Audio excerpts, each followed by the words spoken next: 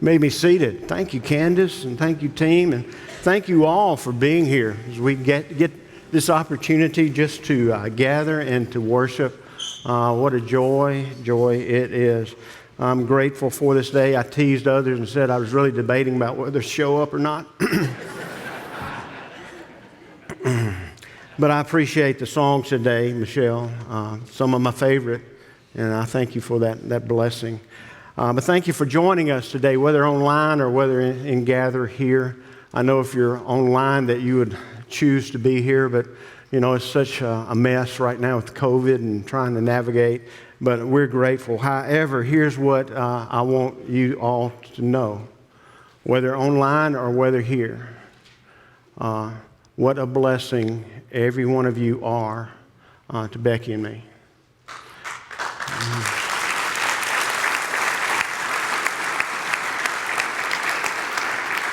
We have been so blessed to do life together, and we are grateful. Each one of you are a gift to us and to this staff. My goodness, my second family. And what you mean to us. I just want to say thank you for your yes. With the giftedness that God gifted you to come along and for us just to do kingdom work together. I am so honored to have done that. We gather today and I had this thought. I don't know if you had it or not. My thought was this. We made it. I don't know if you've been like me, but it seems like for eternity, the announcement has been made. December the 6th is going to be Bill's last time on the platform, and so we made it. I didn't think it would ever get here, but here we are. And I do confess, I don't know how to do this. If I ever have to do it again, I might get it right the second time. But as I gather in this place today, I chose today as my last time on the platform because we've got Christmas ahead of us. And we've got something much more important than Bill and Becky that we're going to celebrate. And I wanted us to have this day today so we could really focus on the Christ child and the gift that he gave to each and every one of us. And I know it's been said that, you know, this is my last message here. In my heart, my last message was 2 Sundays ago when I preached on the sufficiency of Jesus. So today we're just going to walk down, talk about a memory lane. We're going to walk down that lane. And then we're going to share with you what Becky and I are going to be doing in retirement. And then I want to speak blessing over you. So that's our plan that we have for today. Many times I have had to hunker down in my office and to pray for courage and strength and to face the leadership challenges that were ahead. None more so than getting ready for today. But I know the Lord's going to give strength. I know he's going to give courage for us today. So let's take a trip down memory lane. As I have reflected over my ministry, I've seen God's hand at work in so many different ways. And I wanted to point that out for you, for God's glory. All of what you will hear would not have been made possible without a whole bunch of folks in our lives. I can't name them all. But ones I need to name are Becky and Ben and Jenny. Whew. Ben was 7, Jenny was 2 when we took off for seminary. They didn't understand why we had to do that. Becky and I, we didn't understand why we had to do that. But for Jenny and for Ben, thank you for doing the hard thing. It wasn't easy, and I'm grateful for you both. I love you dearly. And then for me, Mama, and for Jim, they were part of the dairy farm. And so with my decision to go to seminary, it left a void for work and for activity, and it does not go unnoticed. And I thank you for that gift you gave to us to make it possible. For Becky, I could not have done what I've done without you. We truly have been a team. And then in our family section today, we've got the Tates from New Albany, and we've got the Lammies that are next door neighbors, and they are our extended family, and just grateful for them. But there are a lot of folks, including you, that just have made this journey possible. I've never liked saying anything about me or I. I like the pronoun of we. I like for others to be highlighted.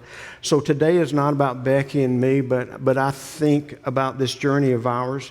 And there are just some things that you need to know that you might not know. It's important to share these things because God's hand has been all over this path that we have followed. It began when I was 10 years old. I can tell you the exact spot I was when I heard an audible voice from God that said, Bill, I want you to be a preacher. And my first response was, you got the wrong guy. Nothing to see here. Move on. I don't want that. I had my own plans for my own life. And for the next 20 years, I was able to push that call to the side. But when God calls you, He won't leave you alone. At the age of 30, I surrendered to that original call as a child. And when I did, then I was able to serve in our local church at Pinedale, Mississippi. Our pastor that was there had died of cancer. And so knowing that I was going into ministry and seminary was ahead, they asked me to serve a local church there that had two churches that went along with it as well. I was still milking cows, and I would go and I would preach at 9 o'clock, 10 o'clock, and 11 o'clock. Becky went on that circuit ride with me one time. She said, next time I'm packing a snack. And when you're preaching on a circuit, you don't want the move of the Holy Spirit because you can't be detained. You got to get to the next place.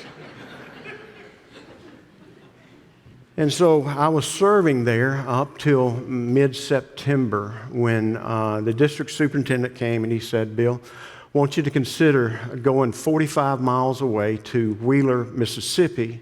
There, you will swap places with the pastor that's coming to serve your home church. And so we made the journey to Wheeler for our introductory interview with the Pastor Parish Relations Committee. And so Becky and I were sitting there. They're getting to know us. We're getting to know them. And we came very evident right off the bat that they did not know that I was still dairy farming. They didn't know that we were not moving into the community. They did not know that we were going to seminary in June. And we sat there and we were listening and said, what's up with that? So on the way home, we had ridden over with the district superintendent, and I asked, why didn't you tell him? And he said, well, there are some things that churches just don't need to know.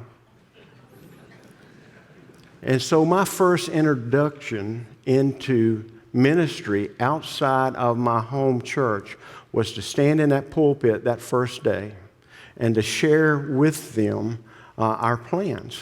And that seminary was in the future, but oh, how we fell in love with those folks at Wheeler. They put up with my travel back and forth 45 miles away. They put up with the extended part of our family being there just on the weekend. On Sunday, we would stay till Sunday night church. And then they put up with my sermons. My cows, they really liked my sermon, but I don't know if they did or not. And so we were back and forth that way for that time until we went to seminary in June. But they gave us so much at Wheeler. So we ended up in June traveling to seminary. The district superintendent said, I want you to know we got 6 student appointments, meaning that you go and you serve a local church there, small local church, and then you travel back and forth to seminary, which was 60 miles away. And I did that for 4 days a week, back and forth into Atlanta in a carpool. The district superintendent had said to us originally as we visited with him, he said, I want you to know that I'm considering you for 2 different appointments. One is a fairly good-sized small church that has an adequate parsonage, and the other one is about as big as that one, but they have a double-wide trailer. So which one do you want? And I looked at him, I said, I'm not telling you that, because God knows where He needs us. I don't know how Becky and I made it through those 3 years. She stayed home with Jenny. She took care of Ben, making sure he was in school and doing everything he needed to do. And so it was a season of life where 24 hours a day was just not enough to be a dad, to be a husband, to be a mom, to do seminary, to take care of a church. I don't know how. But one of the lessons that we learned from that was not, that time in seminary was not in a classroom. What we learned is that God is faithful and you can trust God and God will always provide. While we were there, amazingly, first time it had ever happened in North Georgia conference, that church that we were serving, the larger church, won Small Membership Church of the Year. I don't know how we did that, but yet it was one of those blessings of affirmation that here you go. And I just want to affirm you, Bill, in what you're doing. One of the things that I've really struggled with in my own life, that I've battled internally, is that I look in the mirror and I don't know why God called me into ministry. I don't see the giftedness. I look at others, I see what others do, and I've never been able to just put my finger on why God would call me. But it was one of those affirmations of God when we won that award, said, see, told you. You just have to give your yes. I'll take care of everything else. Well, we left seminary. We came back to Booneville, Mississippi.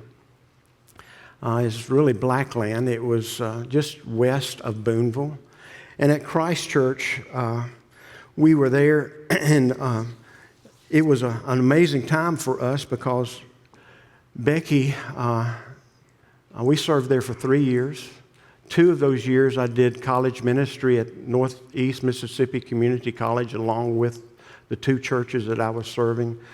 Said they looked at me, they didn't think I had enough to do, so they gave me college ministry. And Becky was traveling 35 miles back and forth with Ben and Jenny to New Albany. That meant they had to get up early in the morning. They came in late at night. It was a hardship for them and for my children to do that. But while we were there, that church at Blackland taught me about prayer. My goodness. That group of folks, they didn't mind coming to the altar. And I would gather down at the altar with them, and I'd be in my own prayer. And then all of a sudden, I would hear someone go into a prayer language. And I just knew that I was in the presence of the Holy Spirit. A deep spiritual place. And as we were there, lo and behold, God blessed that ministry again because it was Christ Church that won Small Membership Church of the Year for that district. Again, it won what Bill did. It's what we did. And I look back on that time of ministry, and I realize that when a church has a unity of spirit, God's going to bless it. Well, from that time, we moved to what many would consider God's country. We went to Starkville, Mississippi. Mississippi State University. And I went to Starkville with fear and trembling. I went down there thinking, what does Bill, what can I share with PhDs and professors and university presidents and coaches and leaders in that university? And what I found is that they may be experts in their field of study, but what they wanted to know is just show me, lead me, direct us, and how we can have a deeper relationship with God. When I got there in Starkville, one of the things that was blessing is to develop a mission outreach, something that was non-existent. But it was like that whole church surrounded that mission project, locally, nationally, internationally. And I got to watch that church go from a white-collar church where you just pay the money and somebody else do it, to everyone in that church just surrounding it, being blue-collar. Let's get our hands dirty and let's see what God has to do for us there. It was also a time that I got to walk beside a very close friend of mine, the senior pastor, Bob Whiteside. His wife developed brain cancer, and I told Bob, I said, Bob, you be at home with Martha. She needs you. You need her. I'll take care of the church. I'll update you on everything that's going on at the church. Just live with no regrets. And it was in that season of Bob's life that I really got to see mission, where a body of Christ surrounded their senior pastor and his wife in one of the hardest times, gut-wrenching times. But God never wastes anything. It was also during that time in Starkville that Dr. David Bowles, who was the Associate Athletic Director at Mississippi State, attended another church. He came and he said, let's begin to talk about what this might look like. And we were able to develop an ecumenical ministry known as SEC Today. It's a time on Wednesday where we gather and we talk football. It's very basic, very simple. We had guys that attended that we called them as reporters of the other schools, and they had 2 minutes to give a report of the other SEC schools, and then I would close in devotion. And it was a wonderful time there that we had, and we had coaches and we had players come in and they would give their testimony, and it just grew and grew and grew. The women of Starkville heard about it, said, we want to be part of that. And it grew. By the time I left, it was about 250 that were meeting together in that place. They talked to me about maybe going to the other SEC locations around and just sharing what was going on here that maybe could happen at that other place. But here's the thing that just blew me away. Because of that time of serving in SEC Today and ecumenically like that, they nominated me, and I was awarded for Mississippi State Athletic Hall of Fame. I didn't deserve that. There were players who earned that, but yet it's an honor that I will always cherish. And again, how did that happen? Another only God moment that I scratched my head over. Who would have thought something like that? How? I never felt or believed that I had anything to offer for God's kingdom. I only offered who I was the best I could, fully supported and encouraged by Becky. So these past few weeks, I've thought about that path of ministry that I've been on, and how the journey was made possible by so many people, by friends, by families, by encouragers. And I look back and I can identify so many connections across this state. How God has blessed me and Becky with all those connections, truly a gift from God. Then from Starkville, Becky and I came here to Getwell Church. At the time, the conference was considering 3 different churches that we might serve. There was Senatobia first, there was Batesville first, and there was Getwell. And in this conversation, again, we said to them, we don't want to choose. God knows where we need to go. And God chose Getwell. When I arrived, there was a familiar feeling that we encountered by a different district superintendent. Unbeknown to me, district superintendent had told the staff that was here, don't tell Bill any of the issues that were here at Getwell. 20 years ago, there were issues that were here. He told them, let Bill find out for himself. And I'm thinking, what kind of leadership is that? I sure would like to know where those landmines are before I step on them. But that wasn't the case. So Becky and I, we came here, we asked the Lord, what would you have of us? And God blessed us so among you. Of all the times that we've had at the other churches, this is the richest place of memories, of friendship, of love, of ministry that we've had over all the others. In this place, Becky and I have had some of the best times of ministry. In this place, Becky and I have had some of the hardest times in ministry. But you have too. Because we walked through those hard times together. The best times and the hard times. And I want you to hear this, the best times and hard times. Even if Becky and I would have known in advance what was ahead and all that we would have to learn to navigate and walk through, we would still have chosen to be here. Why? Because of you. We got to do this together. So in preparing for today, I sat in my office and I wondered this. I wondered how many marriages that I've been privileged to perform among you. I wondered how many funerals I've also had the honor to lead for you. I tried to wrap my mind around the prayers that we've shared together, the hospital visits, those I can't believe this is happening to my family moments that we've done together. How many laughs? How many tears? How many quiet moments when just words wouldn't do? How many miracle moments? I wondered how many steps I have walked this campus, this facility. I told staff when I came here I was 6'5".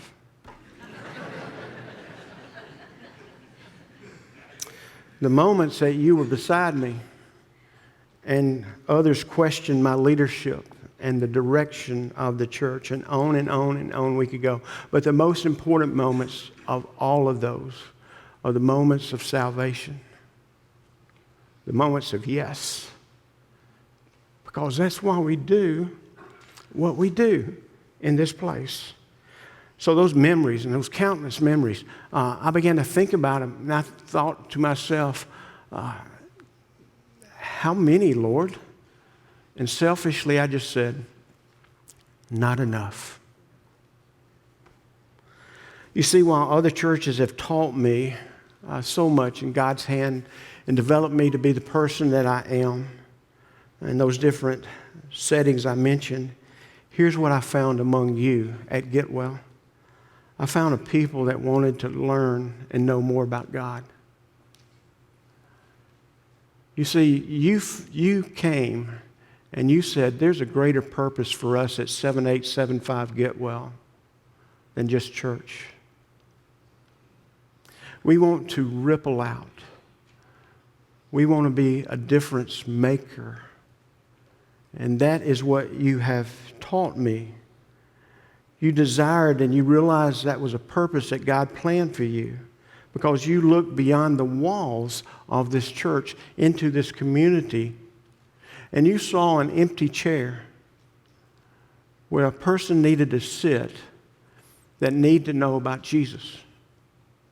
And probably the greatest lesson that you taught me is that as a body of believers, if you know of a transition that's ahead, and I can't name the number of transitions that we've walked through together, but if you know the transition that is ahead and you understand that it's for kingdom purposes and all about the kingdom, then it doesn't matter about your personal preference.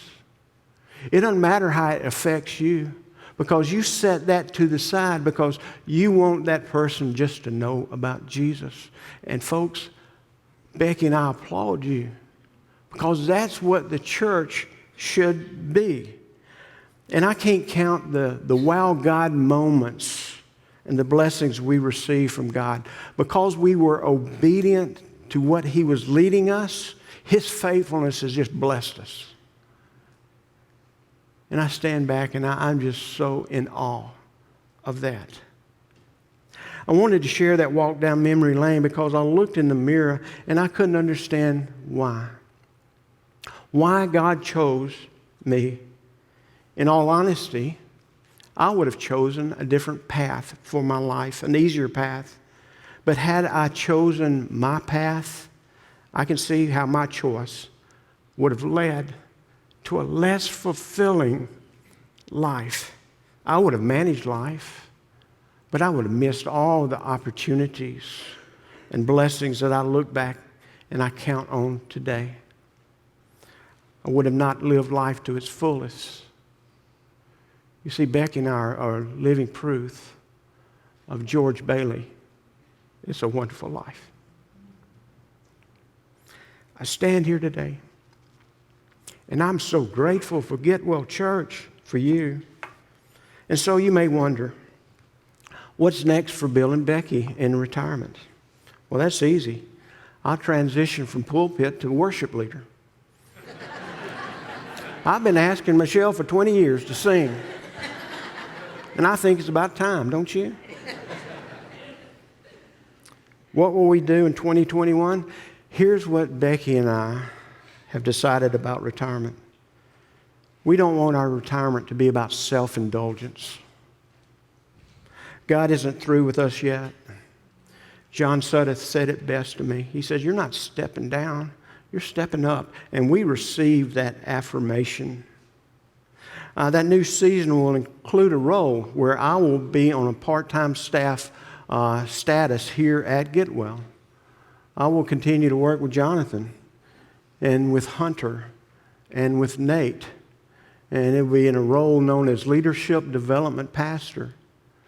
Part of that will also include legacy giving. You're going to be hearing from me about what do we do with our last tithe. You know, when this life is over, what will I do in order to remember God's faithfulness as I make a difference with the resources that He has given me? I will also be part-time staff with the Orchard in Tupelo. They have a satellite campus that's in Baldwin, Mississippi, and they have a pastor there by the name of Devin. And I will be walking with Devin 10 hours a week, just supporting and encouraging him. There are 3 more folks that young pastors that I'm walking with in this season as well, beyond just Jonathan and Hunter and Nate. And Becky and I just want our house to be a time where we can come along beside and just pour in and just offer some wisdom. We believe what a difference it would have made in our life should we have had that when we started out in ministry. I'm also looking at ways in which I can volunteer different places here at Getwell. But the most important thing that Becky and I will do in retirement is we're going to spend time together. But we're going to spend time with our children and with our grandchildren, because our grandchildren, they grow up too fast. And we are so proud of them. So we'll remain in the South Haven community for a while. I tell people I'm like a bad cough. You just can't get rid of me. That's our plans, and we'll see what God has in store. Today, I reached this point in my life, and I look back over 11 years that I had on the dairy farm. And my goodness, what a rich time of teaching that was for Bill about life and how to do it well. And now I stand 33 years of pulpit ministry. And I look back and it seems like I blinked over and those years have passed. There's so many things I wish I could have done differently for the kingdom. But here's what I know. I know that I did what God asked of me. And Becky and I, we can hold on to that. And that's the way we're approaching the new season as well. We're just going to do what God asked of us there. So get well, considering all of God's hand that's been on Becky and me in our journey. I want to speak words of blessing over you. Becky's my heart is so full of love for you, and I'm so proud of you and the greater things that God has in store ahead. So I want you to receive these words. The first is this: continue to seek God. In life, in the busyness of life, we can put God to the side. We can become apathetic. We can become so lazy in seeking God. Let it be the priority. Let it be the center of your life. I just want to know God and know Him more. Seek His Word. We can get in the routine of coming to church and sitting in a class, sitting in a worship service, hearing stories about the Word, but never going into the Word. Go for His Word. See what God's Word has for you. Be a people of prayer. Don't be ashamed of this altar. Let this altar, A-L-T-A-R, A-L-T-E-R, your life. Let this altar alter your life. And don't be a people that ask why. Be a people that ask why not. It might just be God's knock on your heart's door for you to enter into a journey that you cannot imagine. Be a people that always speak to one another and encouraging to one another. We have people who come here and they say they go to other churches and they go in and there's conversation going on around them and they're never spoken to, even if they're guests. Folks, that does not get well. Speak to one another. A church grows by invitation. Make it your goal to invite someone to church. Let that be your resolution for next year. It's a mantra that I've lived by since Boonville. And it simply says, I never met a person for whom Christ did not die. I haven't. Be a people that sing and worship. Oh, the freedom of worship that God has brought in this place. Do not take it for granted. Be a people anxious to come and worship. Don't let worship just be convenience, but let it be a have to, that I need to be there. Just be authentic. We're all sinners saved by grace. Just welcome to Get Well, where we're all getting well. And while the government may tell us to wear mask over our face, mask over our heart, we're not welcome in this place. We just are who we are. And while we are instructed to do all of that, be concerned and prayerful about the next generation. My goodness, what Becky and I, what you've walked through in our faith journey pales in comparison to what these young folks ahead of us will have to walk through. So you encourage them and you pray for them. And I want you to love Jonathan and Jesse, Hunter and Keaton, Nate and Whitney. Love them as you have loved Becky and me. I place them into your care. I'm not a Paul, but those are words of blessing I wanted to speak over you because I want you to see how Paul said it. And it's found in Colossians 4. Devote yourselves to prayer, being watchful and thankful, and pray for us, that God may open a door for our message so that we may proclaim the mystery of Christ, for which I'm in chains. Pray that I may proclaim it clearly as I should. Be wise in the way you act toward outsiders. Make the most of every opportunity. Let your conversation be always full of grace, seasoned with salt, so that you may know how to answer everyone.